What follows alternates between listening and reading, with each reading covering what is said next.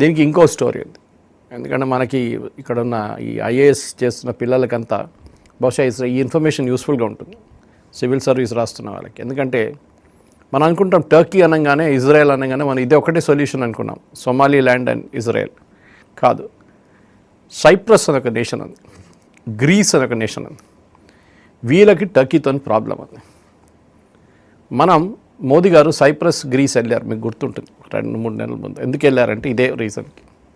We said we will establish close ties with Cyprus and Greece అనగానే టర్కీకి నచ్చదు.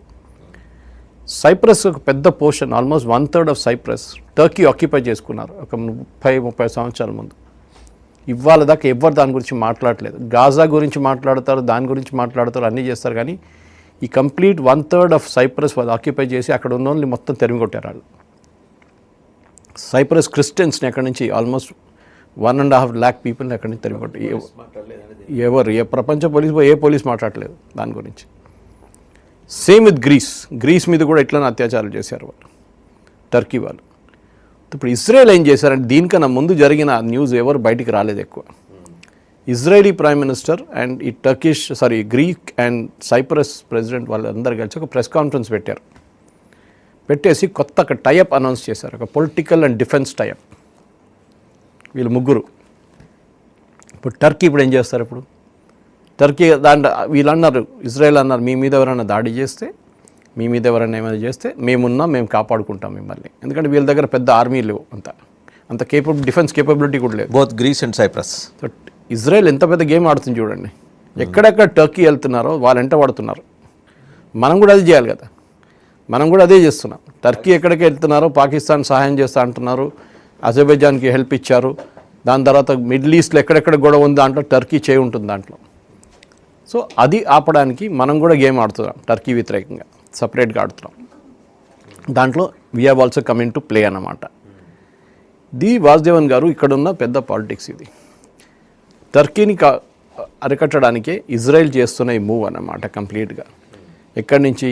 ఒకటి Somaliland and another one is Cyprus and Greece tie up. నా ఈ recognition వస్తే అయిపోతుందంటే కాదు. ఎందుకంటే రికగ్నిషన్ ఇస్తే అయిపోతే మరి చాలా ఈజీ కదా చేయడం అనేది. ఇజ్రాయెల్కి ఏంటంటే ఒకటి వాళ్ళకు రెడ్ సీ మీద యాక్సెస్ కావాలి. నేను చెప్పాను చూడండి, అటువైపు యమన్ కూర్చున్నారు, హూతీలు ఉన్నారు. తో ఈ ఆఫ్రికా కానీ ఈ మొత్తం హార్న్ ఆఫ్ ఆఫ్రికా అంటారు దాన్ని, horn of Africa and Red Sea area control చేయడంలో ఇప్పుడు ఇజ్రాయలీ షిప్స్ వచ్చి కూర్చుంటారు అక్కడ. 100% కూర్చుంటారు వాళ్ళు, డౌట్ లేదు. అట్ ద సేమ్ టైం అక్కడ UAE ఉంది. So certainly they do hamper the Tropic of all these nations కదా. అదే అంటే వాళ్ళు ముట్టరు, వాళ్ళు కానీ చూసుకుంటారు ఎవరు వెళ్తున్నారు. యమనీస్ అక్కడ అటువైపు నుంచి హూతీలు ఏమైనా చేస్తుంటే ఇక్కడ నుంచి వీళ్ళు చూసుకుంటారు ఇజ్రాయలీస్. అదే టైంలో సౌదీ అరేబియా సొమాలియాని సపోర్ట్ చేస్తున్నారు, not monetary, political support. So ఒకవైపు ఇక్కడ UAE వస్తే అక్కడ సౌదీ అరేబియా వెళ్ళిపోయారు. డెఫినెట్గా వెంబడే రావాలి ఆ ప్లేయర్. యమన్లో చూసాం మనం సేమ్ ప్రాబ్లం. నిన్న సౌత్లో ఒకళ్ళు, నార్త్లో ఒకళ్ళు కూర్చున్నారు. సో ఈ సొమాలియా అనే డెఫినెట్గా కల్చర్ వైజ్, హిస్టరీ వైజ్ వీళ్ళందరూ ఒకటే లాంగ్వేజ్ మాట్లాడుతుంది. They are Islamic countries.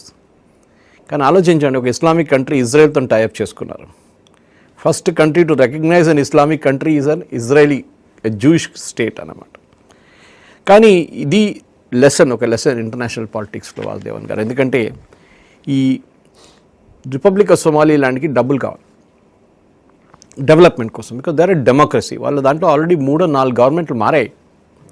ఒక ఎలక్షన్ గెలిచిన తర్వాత నెక్స్ట్ ఎలక్షన్లో ఇంకో గవర్నమెంట్ వచ్చింది పీస్ఫుల్గా. ఆఫ్రికాలో ఎప్పుడు జరగదు అట్లా. ఆఫ్రికాలో కూల్ నడుస్తుంది, కిల్లింగ్స్ నడుస్తుంది. మనం రువాండా చూసాం, మనం చాలా మటుకు ఇది చూసాం. ఇక్కడ సొమాలియాని ఇట్స్ చూసాం. మీకు గుర్తుంటుంది, ఒక బ్లాక్ హాక్ డౌన్ అని చెప్పేసి ఒక అమెరికన్ సినిమా కూడా ఉండే ఒకటి, about raid on Somali territory. దాంట్లో అమెరికాలో బ్లాక్ హాక్ క్రాష్ అయ్యి చాలామంది స్పెషల్ ఫోర్సెస్ వాళ్ళు చనిపోయారు. దాంట్లో అది స్పెషల్ స్టోరీ ఉండేది.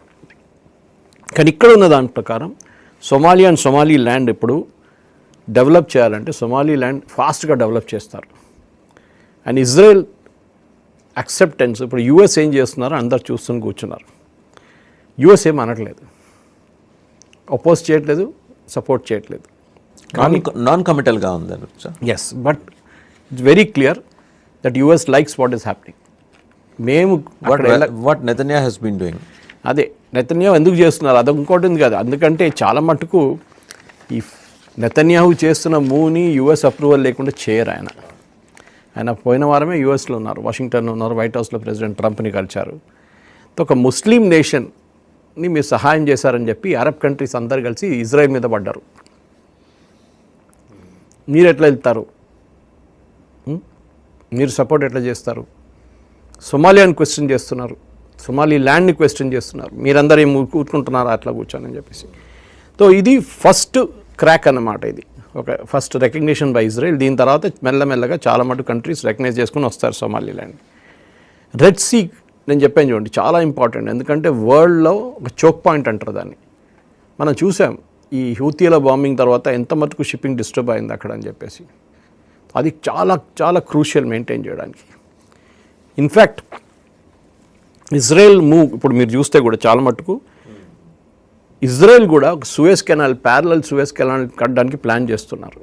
అది ఇంకొక నడుస్తుంది, అది పెద్ద స్టోరీ ఇంకోటి. Suez canal itself is a big engineering marvel అది, కానీ దానికన్నా పెద్ద ఒక మార్వెల్ వాళ్ళు ట్రై చేస్తున్నారు షిప్పింగ్ రూట్స్ కోసం. వరల్డ్ ఏమైపోయిందంటే లాస్ట్ పోస్ట్ కోవిడ్ ఎరాలో వాసుదేవన్ గారు మారిపోయింది అంత కంప్లీట్గా, జియో పొలిటికల్ సీన్ మారిపోయింది. సొమాలి ల్యాండ్ ఒక ఎక్కడ ఉన్నా కానీ ఆ సొమాలి ల్యాండ్ ఎక్కడ ఉందో తెలుసుకున్న వాళ్ళు కూడా ఇప్పుడు మ్యాపులు తీసుకొని కూర్చుంటున్నారు, ఏం చేయవచ్చు మనం వాళ్ళ కోసం. You are with us or against us అని ముందు ప్రెసిడెంట్ బుష్ చెప్తుండే. సో ఇప్పుడు అదే అడుగుతున్నారు.